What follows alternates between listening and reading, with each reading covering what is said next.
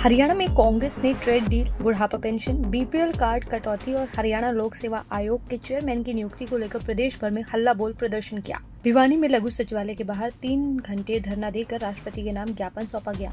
जिला ग्रामीण अध्यक्ष अनिरुद्ध चौधरी ने कहा कि अमेरिका से प्रस्तावित ट्रेड डील किसानों के हित में नहीं है और इसका ड्राफ्ट किसान संगठनों की राय के बाद ही फाइनल होना चाहिए। उन्होंने बुढ़ापा पेंशन में आयु सीमा खत्म करने की मांग भी उठाई। वहीं जिला शहरी अध्यक्ष प्रदीप गुलिया ने ट्रेड डील को किसानों की पीठ में छुरा घोंपने वाला बताया। बीजेपी सरकार पर अमेरिका के दबाव में काम करने का आरोप लगाया। तो ट्रेड डील को लेकर जो एक असमानता की स्थिति हमारे किसानों के लिए खड़ी हो गई है, एक तो उसके लिए पारदर्शिता होने के लिए और कृषि संगठन जो हैं उनसे उनकी राय लेकर फिर इसको फाइनल किया जाए, एक तो मांग ये है। दूसरा, बुढ़ापा पेंशन को लेकर जो अलग अलग मापदंड से तय करे हैं, जिनके कारण काटने का एक भय सबके मन में बना हुआ है। एक उसका ये है कि जो आपकी फैमिली की इनकम है उसके साथ ना जोड़ा जाए। बुढ़ापा पेंशन एक सम्मान भत्ता है। बुढ़ापा पेंशन ये नहीं है कि आप अगर फैमिली इनकम इतनी है तो ही मिलेगी या क्या नहीं। तो बुढ़ापा पेंशन उसी तरीके से वापस किया जाए, ये हमारी मांग है। फिर जो राशन कार्ड को लेकर जो समस्याएं हैं उनके बारे में है, और फिर जो पब्लिक सर्विस कमीशन की आज के दिन जो स्थिति है जिसके कारण हमारे युवाओं को नौकरी नहीं मिल रही, उस चीज के लिए हमारा धरने का आखिरी मांग हमारी है। सभी भाइयों से अनुरोध और प्रार्थना, हाथ जोड़ के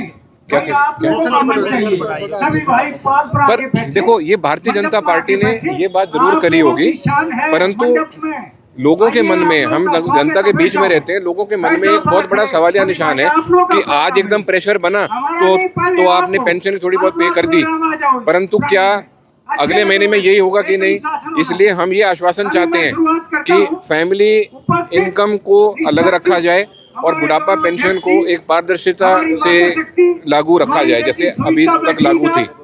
और प्राणियां और तमाम प्रकार के दिग्गज नेता इस पर मान है, बिल्कुल उठाएगी। हमारे फौजी भाई भी हैं। मैं पहले एक बात आपको बताना चाहता हूं, लापता बिल्कुल नहीं दिखती, जनता को तो नहीं दिखती, ना सरकार को दिखती, तो फिर आपको दिखती तो पता नहीं।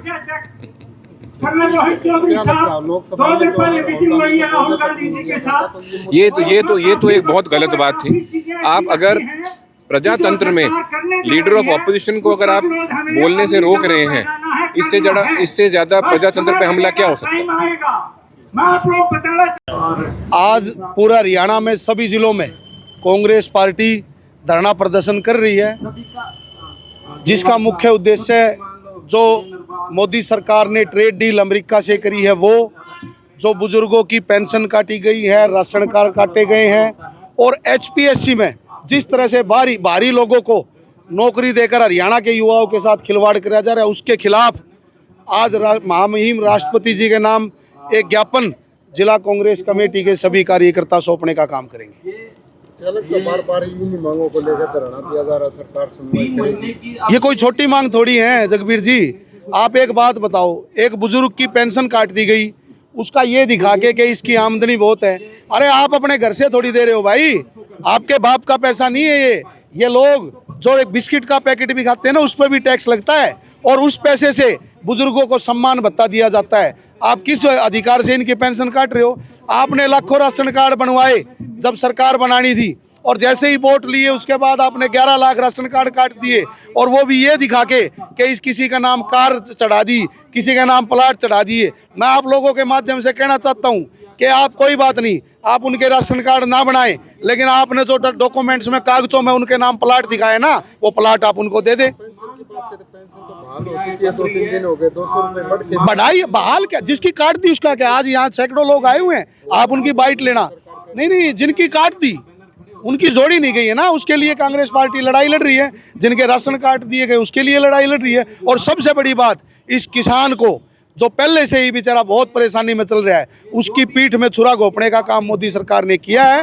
ये जो ट्रेड डील की वाहवाही लूटने का काम कर रहे हैं, इससे पहले 3% टैरिफ होता था, आज 18% टैरिफ जो यहाँ से माल अमेरिका में जाएगा उसके ऊपर 18% टैक्स लगाया है।